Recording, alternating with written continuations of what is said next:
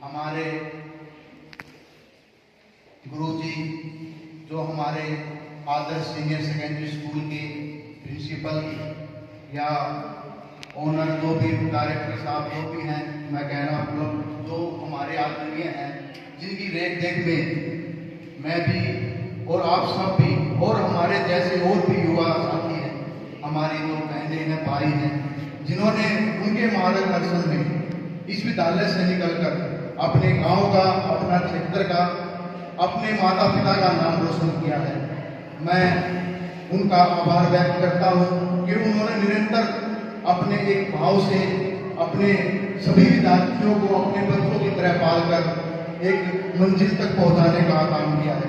आज हमारे बीच में यहाँ इस प्रोग्राम में नहीं पहुंच पाए किसी कारणवश, तो उनके लिए मैं जोरदार तालियों का स्वागत करना चाहता हूँ।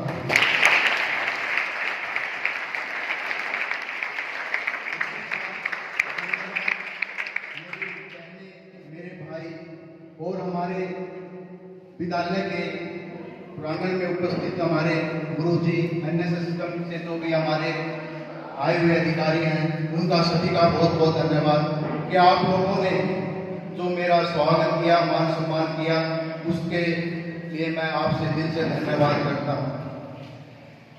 गुरुजी ने तो मेरे ज़्यादा ही बड़ाई कर दी, मैं कोई नेता नहीं हूँ भाई, आप सब लोगों का भाई, आपके गाँव से, मेरा गाँव रणकोली है।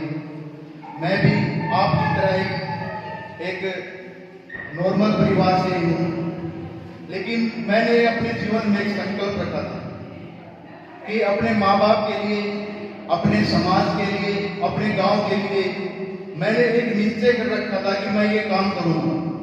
समय जरूर लगता है, लेकिन अगर आप अपने लक्ष्य पर अटल रहोगे तो वो कार्य जरूर होगा। मैंने बहुत जीवन में बहुत सारी कठिनाइयाँ देखी। आज मैं अपने भविष्य में सोचता हूं कि मैंने यहाँ तक पहुंचने के लिए क्या क्या किया।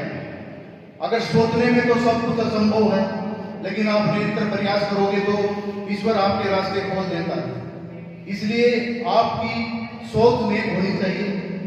अपने माता पिताओं का, अपने गुरुओं का, अपने से बड़ों का मान सम्मान करें। जो हमारे कैंप ये एक फॉर्मेलिटी नहीं है, आपको सिखाया जाता है कि भाई आज जागरूकता अभियान चलाया गया, सफाई अभियान चलाया गया, बेटी बचाओ बेटी पढ़ाओ। ये एक 2-4 घंटों का कोई कार्यक्रम नहीं है कि गुरुजी से करते हुए आप लोगों ने स्कूल में, गांव में जुलूस का निकाल दिया, सफाई कर आए, भाई और भी कुछ कार्यक्रम आपने किया। वो अपने मन के अंदर धारण करना पड़ेगा। हर वर्ष आपकी तरह मेरे भाई, मेरी बहनें आते रहेंगे, जाते रहेंगे, लेकिन उसमें से अगर कोई कामयाब नहीं होगा तो उस समय का और हमारे गुरुजों ने जो तप किया वो व्यर्थ जाता है। तो साथियों, मैं तो आपसे यही विनती करता हूं कि अपने जो बेटी बचाओ बेटी पढ़ाओ है या सफाई है, ये दूसरों से नहीं, अपने से शुरू करो, अपने परिवार से शुरू करो। अपने माँ बाप, अपने भाई बहन हैं या अपने जो रिलेटिव हैं, उनको समझाओ इस बारे में। आप उनको बताइए कि हमारे स्कूल में ऐसे ऐसे कैंप लगा था, हमने वहाँ से जो सीखा है ये गलत हो रहा है या सही हो रहा है, आप उनको बताएं। इस चीज़ में आप बिल्कुल भी पीछे ना हटे कि हमसे कोई बड़ा है या छोटा है। अच्छी बात हमें बड़े को बतानी चाहिए, क्योंकि हो सकता है हमारा बड़ा भी कोई गलत रास्ते पे हो। तो और मैं दूसरी बात कहना चाहता हूं कि गुरुजी ने जो डिमांड रखी, मैं जब चेयरमैन बना उसके बाद हमारे जितने भी सरकारी स्कूल हैं, प्राथमिकता में मैंने उनमें काम किया कि किसी के भी आप संजरवास स्कूल है, सावड़ में भी है, गोंदकला में भी है, गांव रणकोली का मेरा गांव का स्कूल भी है, आप जाके उनकी व्यवस्था देखिए। उनके जो साइड है, बच्चे जो प्रार्थना करते थे उनके लिए मैंने साइड लगवाए, पानी की टंकियां बनवाई हैं, टॉयलेट शौचालय नहीं दे पाता जो बहनें हमारे भाई हैं उनके लिए, और भी जो गेट मतलब जो भी उसका सौंदर्यकरण हो सकता है, मैंने उसमें पैसा बिना किसी के कहने के, बिना किसी के उसके दबाव में आकर उन पर पैसा लगा के हमारे स्कूलों को सुधारने का काम किया। कि मुझे पता है कि आप में ही हमारा भविष्य है।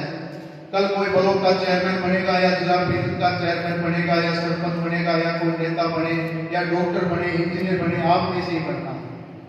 हमारी शिक्षा अच्छी होगी तो हम अपना भविष्य बेहतर कर पाएंगे। तो साथियों, मैं इस मंच के माध्यम से गुरु जी से कहना चाहता हूँ, अगर हमारे ब्लॉक स्तर पे, हमारे कार्यालय से अगर ये पॉसिबल है तो चाहे आपका स्टेज का हो, चाहे आपकी साइकिल का हो, चाहे आपका परेड ग्राउंड का हो, चाहे पानी की टंकी का कार्य हो या किसी प्रकार का, चाहे उसमें 5 लाख रुपए लगे, चाहे 11 लाख रुपए लगे, मैं उसकी राशि देने को तैयार हूं।